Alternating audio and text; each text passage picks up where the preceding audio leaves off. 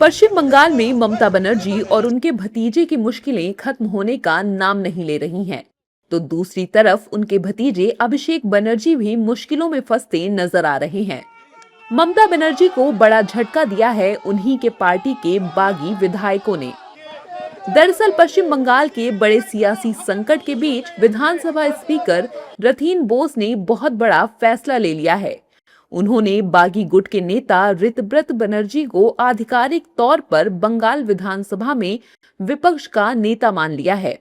ये बागी खेमे के लिए एक बहुत बड़ी कानूनी तथा राजनीतिक जीत है। इस फैसले के बाद अब विधानसभा के भीतर ममता बनर्जी खेमे का कंट्रोल पूरी तरह खत्म होता दिख रहा है। मामले पर राजनीति भी हो रही है। नेता प्रतिपक्ष बनने के बाद ऋतव्रत बनर्जी गुट के नेता क्या कुछ कह रहे हैं, सुनिए। There is no place in this two-third strong legislative team of the Trinamool Congress inside the 18th West Bengal Legislative Assembly. This legislative party doesn't believe in I. It believes in we. Whatever norms are framed out, we have followed every norm, and that's why we have been accepted as the principal opposition in the 18th West Bengal Legislative Assembly. Is this Trinamool Congress or is this a new front? What is it? This is. I'm categorically telling you, I have inside also told you, we want Mamata Banerjee to be our chief advisor, to give us advices. हम तृणमूल कांग्रेस में ही है, हमारा नेत्री भी ममता बनर्जी है, ठीक है। ये नहीं है कोई विधा हमारा पास नहीं है। ममता बनर्जी हमारा नेत्री है, हम उसके अंदर में ही करेंगे।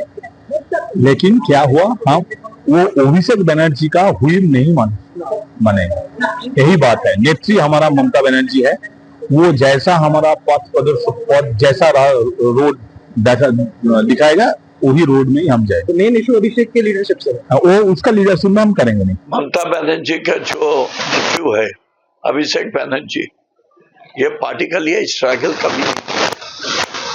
हम लोग छोटा उम्र में पार्टी के साथ रहा, ममता बनर्जी का स्ट्रगल देखा, उनका साथ रहा। जब पावर में आ गया वो आईपैक के लेके घुस गया,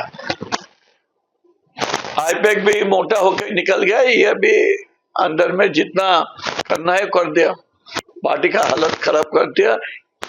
each and every member are aggrieved against this Abhishek. एक पार्टी इतने दिन से है, सरकार पक्ष में पिछले 15 साल था, वो विधानसभा के कोई नियम नहीं मान के एक रेजोल्यूशन फॉरवर्ड करता है दल के साधारण संपादक अभिषेक बनर्जी। तो इससे हटने के लिए कि हम लोग ऐसे अनैतिक काम में हम लोग का नाम ना आए, हम लोग ना जुड़े रहे, ऋतव्रत बनर्जी और हम ये स्टैंड लिए थे, चिट्ठी भी दिए थे ऑनरेबल स्पीकर को। फिर हम लोग देख रहे हैं कि बाकी विधायक भी हम लोग के जो सोच है उसी पे वो लोग समर्थन करके आगे आए और आज नैतिकता का जीत 2/3 मेजोरिटी से भी ज़्यादा विधायकों के समर्थन लेके प्रिंसिपल अपोजिशन बन के ऋतव्रत बनर्जी को लीडर ऑफ अपोजिशन और अखरुज जमान को चीफ व्हिप सिलेक्ट किया है ये ब्लॉक। जबकि ममता गुट के नेता कह रहे हैं कि जो भी कमेटी है उसे डिसॉल्व कर दिया गया है। ममता गुट के टीएमसी नेता क्या कुछ कह रहे हैं, सुनिए। ये बहुत सारा प्रेशर स्टोरी है, वो हमारा पास आ रहा है। जो लोग वहाँ पर गए हैं वही फोन पे बात कर रहा है, क्या क्या हुआ है बोल रहे हैं, देखते हैं क्या होता है। वो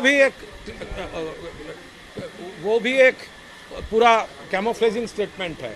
अगर पार्टी में कुछ उसका ऑब्जेक्शन है, हमारे भी हो सकता है, लेकिन हमारा स्कोप था पार्टी के अंदर में बोलना। हम लोग तो बात कर रहे थे सबसे, लेकिन स्ट्रेट स्पीकर के पास चले जाना, स्ट्रेट दिल्ली में गैरेज के सामने खड़ा होना, चीफ मिनिस्टर कब आएंगे, इसके साथ ये सब नहीं जाता है। अभिषेक बनर्जी क्या अभी भी पार्टी के जनरल सेक्रेटरी है? মানে হচ্ছে মমতা ব্যানার্জি আর মানুষ আর মমতা ব্যানার্জি দুটোই তৃণমূলের সঙ্গে।